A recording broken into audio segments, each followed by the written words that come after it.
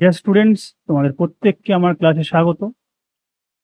যে সেশনটা শুরু করেছি বা যে সিরিজটা শুরু করেছি মিসলেনিয়াস মেন্সকে টার্গেট করে,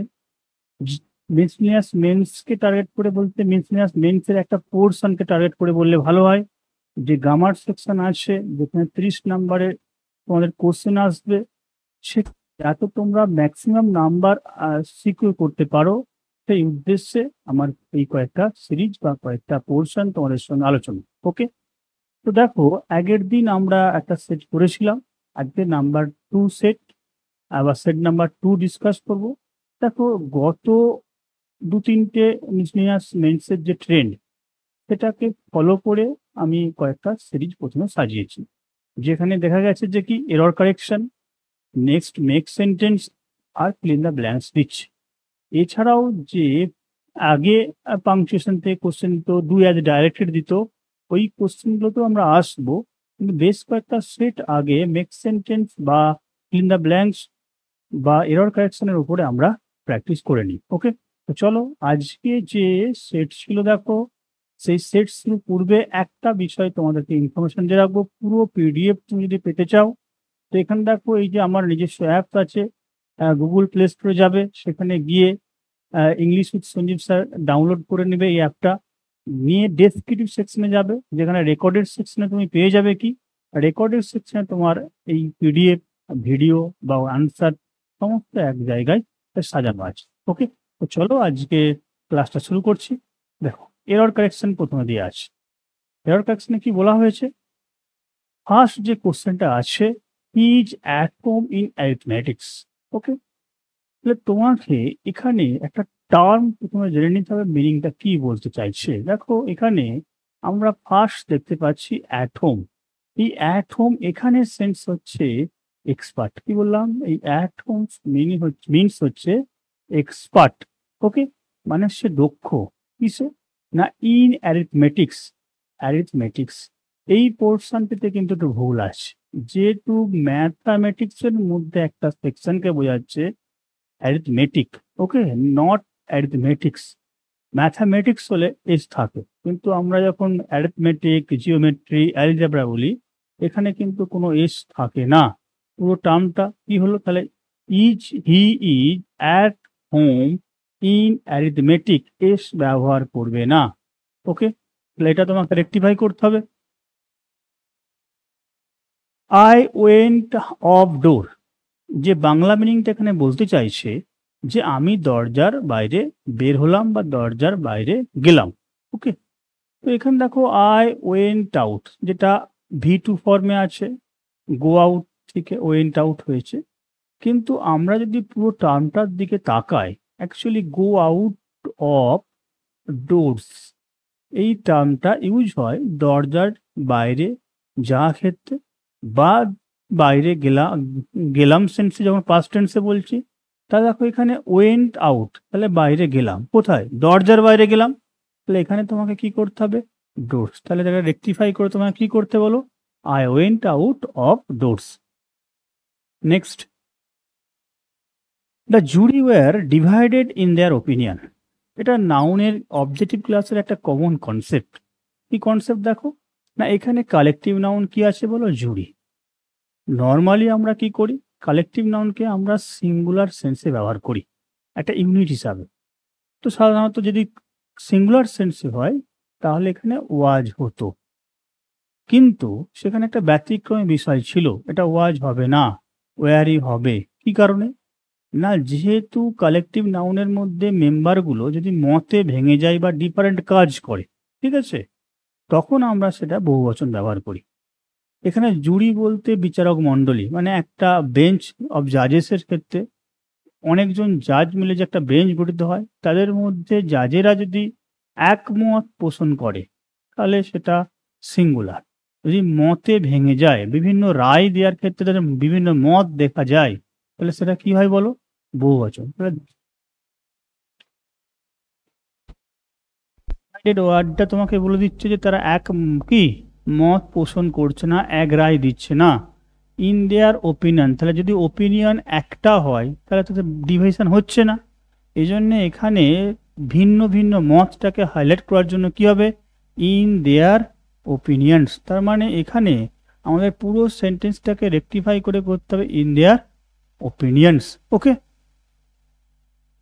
late us go out for walk, যে সেন্টেন্সটা দেওয়া আছে দেখো, লেটের পরে আমরা কি জানি যে অবজেক্টিভ কেস বসে, লেট আস দেওয়া হয়েছে।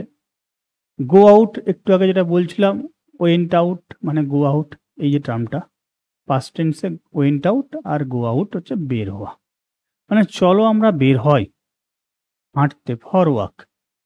অ্যাকচুয়ালি দেখো আমরা যখন কোনো প্রিপোজিশন ব্যবহার করি, অফ, ফর, ফ্রম, এটা আমাদের ট্রেন্ড থাকে কি বলো, ভার প্লাস আইএনজি ব্যবহার করার।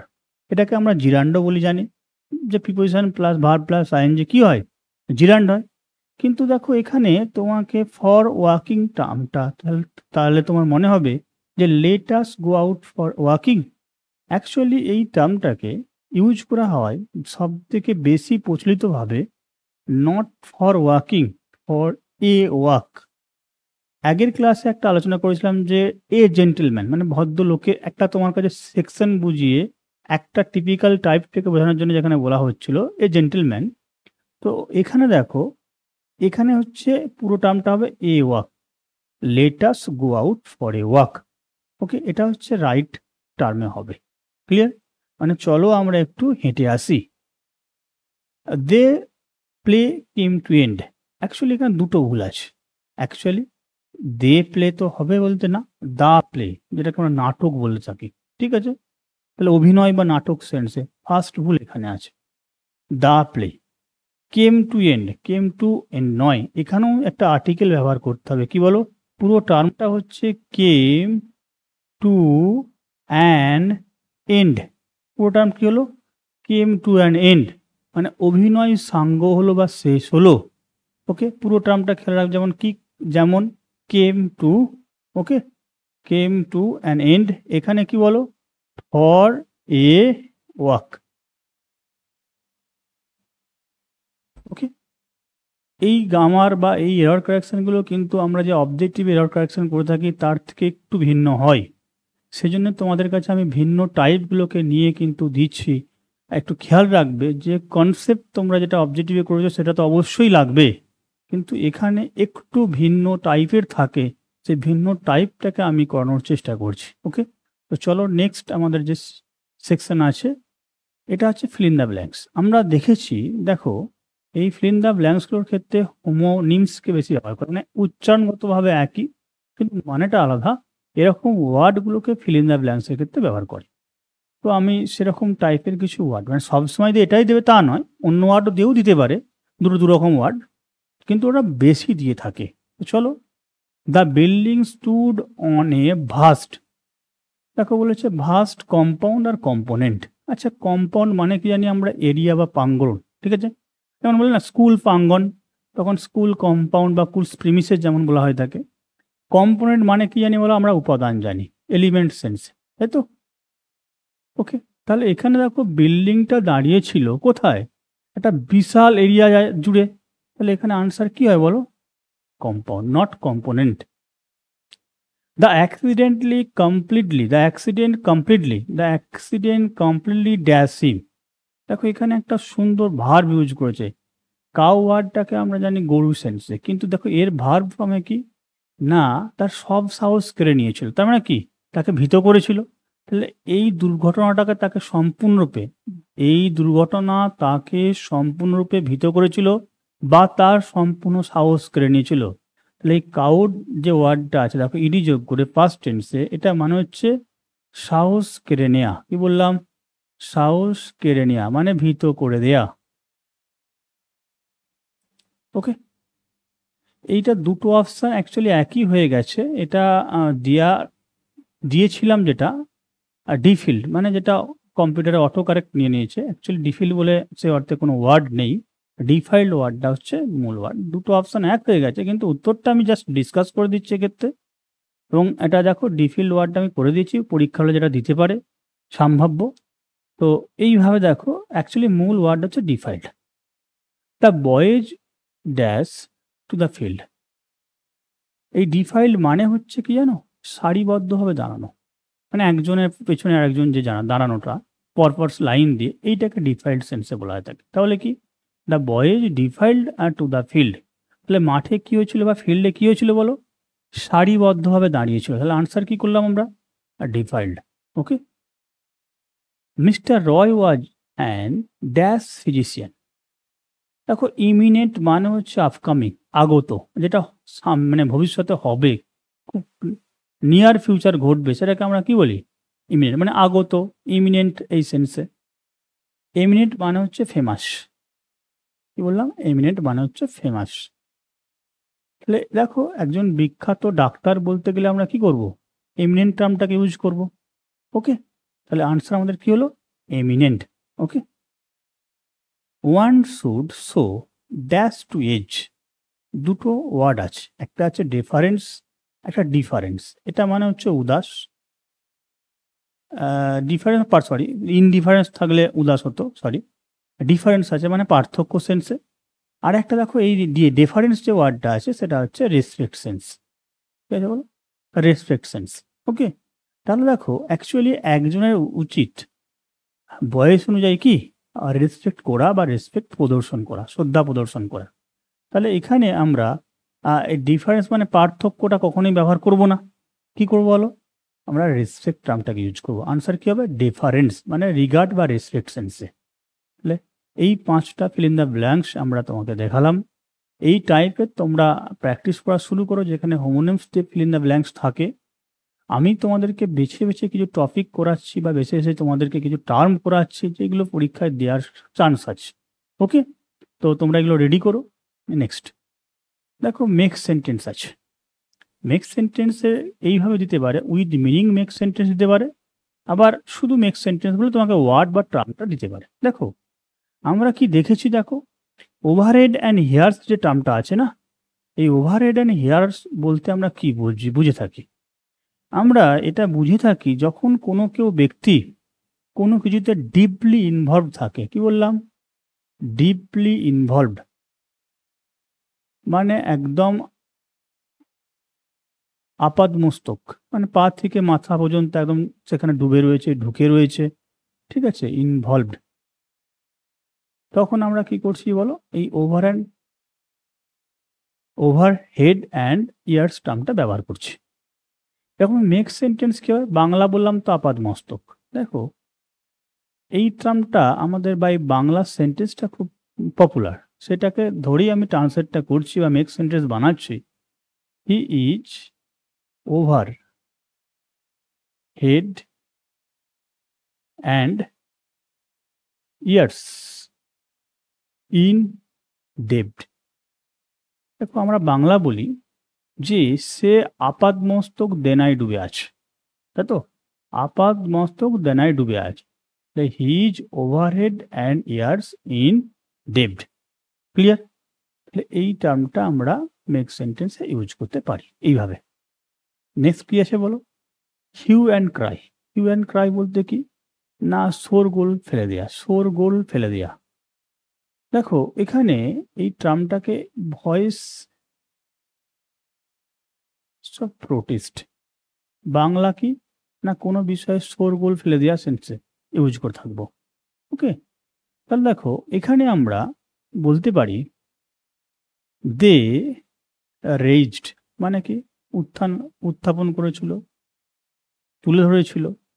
দে raised a hue and cry, তারা শোরগোল ফেলে দিয়েছিল।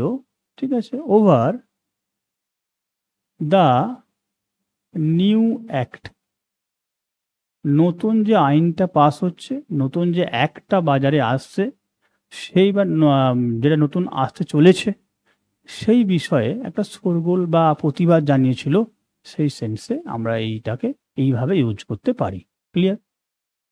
গিভ ইয়ার টু, এই গিভ ইয়ার টু মানে কি না লিসেন টু, শোনা, মন দিয়ে শোনা সেন্সে লিসেন টু।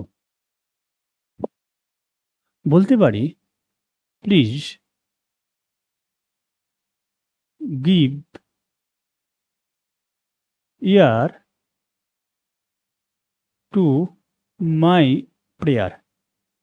আমার প্রার্থনাটা অনুগ্রহ করে শোনো বা শুনুন, যেটাই বলি আমরা, please give air to my prayer.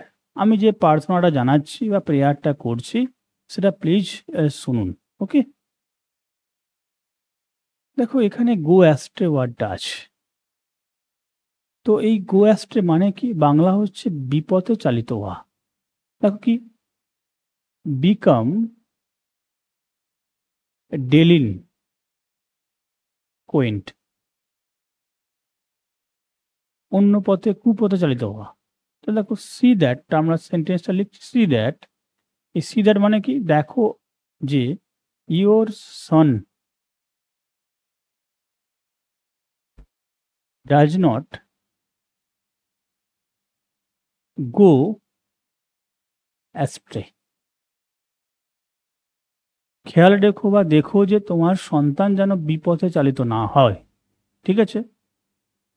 Hit আপন, এই হিট আপন টার্মটা আমরা ব্যবহার করি যখন কোনো জিনিস আমরা উদ্ভাবন করি বা আবিষ্কার করি, ইনভেন্ট ক্ষেত্রে। ওকে, ইনভেন্ট টার্মটাতে ইউজ করে থাকে উদ্ভাবন করা, উন্মোচন করা, বের করা, উপায় বের করা। যেমন দেখো দ্য ক্রো, সেই গল্পটা আমরা পড়েছিলাম, দ্য ক্রো হিট আপন আ প্ল্যান। কাকটা, এটা পাস্ট টেন্সে আছে, হিট আপন, হিট থেকে হিটি হয়, হিট আপন। তাহলে কাকটা উপায় বের করেছিল কি না, টু ড্রিঙ্ক ওয়াটার। আমরা এই গল্পটা পড়তে জানি, ওই পাত্রের মধ্যে পাথর দিয়ে জলটা উপর দিকে তুলে জলটা কাক পান করেছিল, যে গল্পটা। তো দেখো টু ড্রিঙ্ক ওয়াটার।